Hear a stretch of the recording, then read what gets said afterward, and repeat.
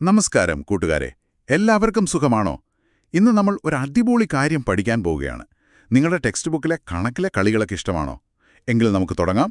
4ാം ക്ലാസ്സിലെ ഗണിതത്തിലെ ഒന്നാമത്തെ lines and shapes, അതായത് വരകളും രൂപങ്ങളും എന്ന യൂണിറ്റിൽ നിന്നുള്ള ചില ചോദ്യങ്ങളും ഉത്തരങ്ങളുമാണ് നമ്മളിന്ന് നോക്കാൻ പോകുന്നത്. തുടങ്ങുന്നതിന് മുൻപ് നിങ്ങൾ ആദ്യമായിട്ടാണ് നമ്മുടെ ചാനൽ കാണുന്നതെങ്കിൽ മറക്കാതെ സബ്സ്ക്രൈബ് ചെയ്യണം കേട്ടോ. നമുക്ക് ഒരുമിച്ച് കണക്ക് പിടിച്ച് മിടുക്കരാവാം. അപ്പോൾ എല്ലാവരും റെഡിയല്ലേ? നമുക്ക് ആദ്യത്തെ ചോദ്യത്തിലേക്ക് പോകാം. ആദ്യത്തെ ചോദ്യം ടാൻഗ്രാമിനെക്കുറിച്ചാണ്. ഒരു ടാൻഗ്രാമിൽ എപ്പോഴും എത്ര രൂപങ്ങളുണ്ടാകും? ടാൻഗ്രാം. ഉത്തരം 7 ആണ്. എപ്പോഴും ഓർത്തു വെക്കേണ്ട ഒരു സംഖ്യയാണത്. ടാൻഗ്രാം എന്ന് കേൾക്കുമ്പോൾ തന്നെ 7 എന്ന് മനസ്സിൽ വരണം. ഇതൊരു ചൈനീസ് പസിലാണ്.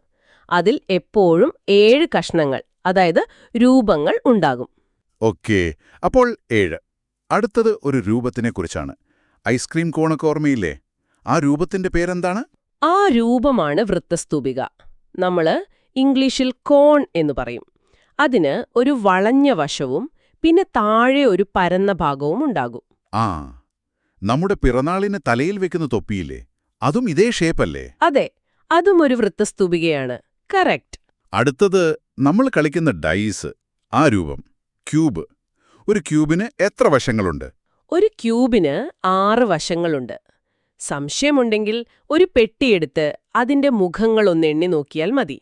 മുകളിലൊന്ന്, താഴെയൊന്ന്, പിന്നെ 4 സൈഡിലും ഓരോന്ന് വെച്ച്.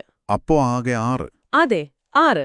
നമ്മൾ നേരത്തെ പറഞ്ഞില്ലേ ടാൻഗ്രാമില് 7 രൂപങ്ങളുണ്ടെന്ന്. അതിൽ എത്രയെണ്ണം ത്രികോണങ്ങളാണ്? നല്ല ചോദ്യം. ശരിയായ ഉത്തരം 5 ആണ്. ആ 7 രൂപങ്ങളിൽ 5 എണ്ണവും ത്രികോണങ്ങളായിരിക്കും. അപ്പൊ ബാക്കി 2 എണ്ണമോ?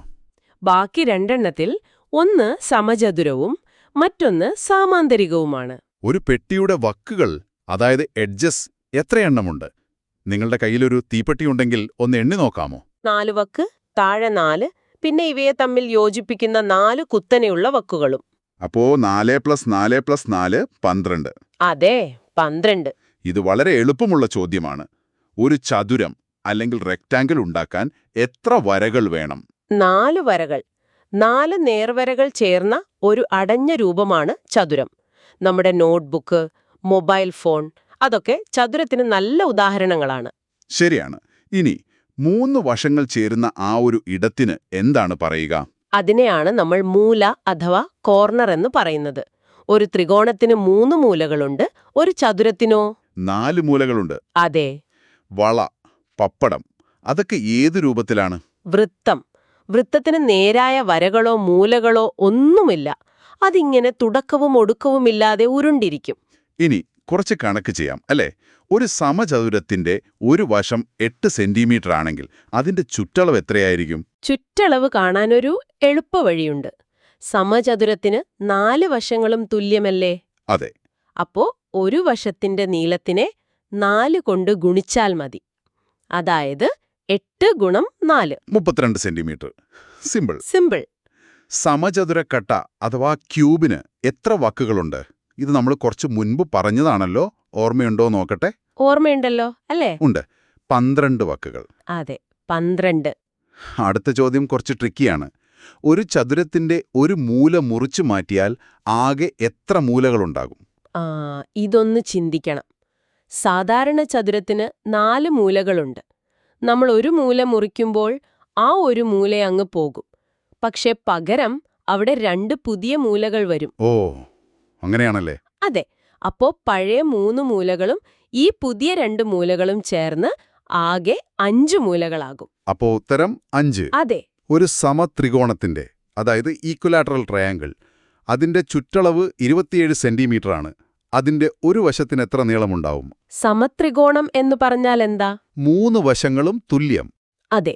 അപ്പോ ചുറ്റളവിനെ 3 കൊണ്ട് ഹരിച്ചാൽ ഒരു വശത്തിന്റെ നീളം കിട്ടും. 27 ഹരിക്കണം 3. ഉത്തരം 9 സെന്റിമീറ്റർ. ഒരു ചതുരക്കട്ടയ്ക്ക്, അതായത് ക്യൂബോയിഡിന് എത്ര മൂലകളുണ്ട്? ഒരു ചതുരക്കട്ടയെടുത്ത് എണ്ണി നോക്കിയാൽ മതി. മുകളിൽ 4 മൂലകൾ, താഴെ 4 മൂലകൾ. അപ്പോ ആകെ 8 മൂലകൾ. അതെ, 8. കൂട്ടുകാരെ, ഇതുവരെ പറഞ്ഞതൊക്കെ മനസ്സിലായോ? നിങ്ങൾക്ക് ഈ വീഡിയോ ഇഷ്ടപ്പെടുന്നുണ്ടെങ്കിൽ ഒന്ന് ലൈക്ക് ചെയ്യണേ. നിങ്ങളുടെ കൂട്ടുകാർക്കും ഇത് അയച്ചു കൊടുക്കണം. ഓക്കെ, അപ്പോൾ അടുത്ത ചോദ്യം, ഇത് ശരിയോ തെറ്റോ എന്ന് പറഞ്ഞാൽ മതി. എല്ലാ ചതുരങ്ങളും സമചതുരങ്ങളാണോ? അല്ല, അത് തെറ്റാണ്. എന്തുകൊണ്ട്? എല്ലാ വശങ്ങളും തുല്യമായ ചതുരങ്ങളെ മാത്രമേ നമ്മൾ സമചതുരങ്ങളെന്ന് പറയൂ. എന്നാൽ എല്ലാ സമചതുരങ്ങളും ചതുരങ്ങളാണ്. ഒരു ഉദാഹരണം പറഞ്ഞാൽ, അച്ഛനൊരു പുരുഷനാണ്. എന്നാൽ എല്ലാ പുരുഷന്മാരും അച്ഛനല്ലല്ലോ. അതുപോലെ ഒരു സംഭവമാണിത്. ആഹാ, കൊള്ളാം. ഇനി ഗണിതം പഠിക്കാനായി കമ്പ്യൂട്ടറിൽ ഉപയോഗിക്കുന്ന ഒരു പ്രധാന സോഫ്റ്റ്വെയറിന്റെ പേര് പറയാമോ? ജിയോജിബ്ര. ഇതുപയോഗിച്ച് നമുക്ക് പല രൂപങ്ങളും വരയ്ക്കാനും കണക്കിലെ ആശയങ്ങൾ എളുപ്പത്തിൽ മനസ്സിലാക്കാനും പറ്റും. അടുത്ത ചോദ്യം, 16 സെന്റിമീറ്റർ നീളമുള്ള ഒരു നൂൽ കൊണ്ട് ഒരു സമചതുരമുണ്ടാക്കിയാൽ അതിന്റെ ഒരു വശത്തിന് എത്ര നീളമുണ്ടാകും? ഇവിടെ ആകെ നീളം, അതായത് ചുറ്റളവ്, 16 സെന്റിമീറ്റർ ആണ്. സമചതുരത്തിന് 4 തുല്യവശങ്ങളും. അതെ, അപ്പോ ഒരു വശം കാണാൻ 16 4 കൊണ്ട് ഹരിച്ചാൽ മതി. 16 ഹരിക്കണം 4, ഉത്തരം 4 സെന്റിമീറ്റർ. കറക്റ്റ്. 30 മീറ്റർ നീളവും 20 മീറ്റർ വീതിയുമുള്ള ഒരു സ്ഥലത്തിനു ചുറ്റും വേലി കെട്ടാൻ എത്ര മീറ്റർ കമ്പി വേണം? ഇത് ചുറ്റളവ് കണ്ടുപിടിക്കാനുള്ള ചോദ്യമാണല്ലേ? അതെ.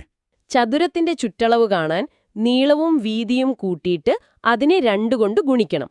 അതായത് 2 ഗുണം നീളം പ്ലസ് വീതി. അപ്പോ 2 ഗുണം 30 പ്ലസ് 20.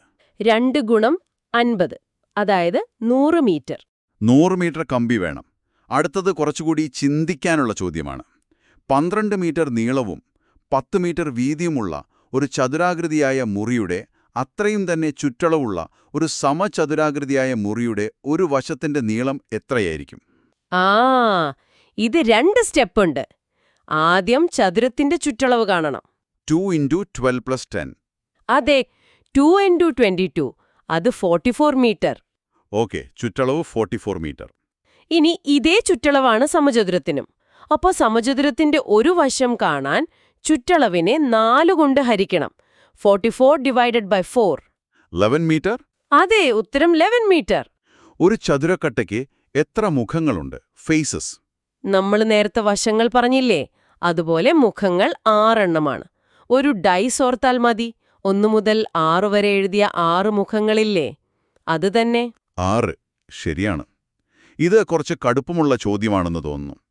ഒരു ചതുരത്തിന്റെ ചുറ്റളവ് 30 മീറ്റർ. അതിന്റെ നീളം വീതിയുടെ ഇരട്ടിയാണെങ്കിൽ വശങ്ങൾ എത്രയായിരിക്കും? ഇതൊന്ന് ആലോചിച്ച് ചെയ്യണം.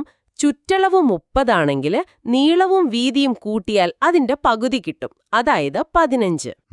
15. പിന്നെ ഒരു കണ്ടീഷൻ കൂടിയുണ്ട്. നീളം വീതിയുടെ ഇരട്ടിയാകണം, കൂട്ടിയാൽ 15 വരികയും വേണം. അപ്പോ 10ഉം 5ഉം. അതെ, നീളം 10 മീറ്റർ, വീതി 5 മീറ്റർ. പാൻഗ്രാമില് എത്ര സമചതുരങ്ങളുണ്ട്? അത് നമ്മൾ നേരത്തെ പറഞ്ഞിരുന്നു, ഓർക്കുന്നുണ്ടോ? ഒരെണ്ണം.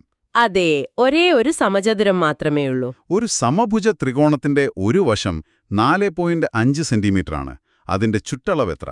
സമഭുജ ത്രികോണത്തിന് 3 വശങ്ങളും തുല്യമല്ലേ? അതെ.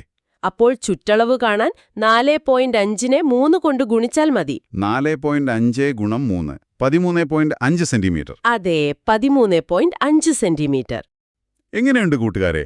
കണക്കൊരു രസമല്ലേ? നിങ്ങൾക്കിതുപോലെ പുതിയ ചോദ്യങ്ങൾ ചെയ്യാൻ ഇഷ്ടമാണെങ്കിൽ നമ്മുടെ ചാനൽ ഇപ്പോൾ തന്നെ സബ്സ്ക്രൈബ് ചെയ്യൂ.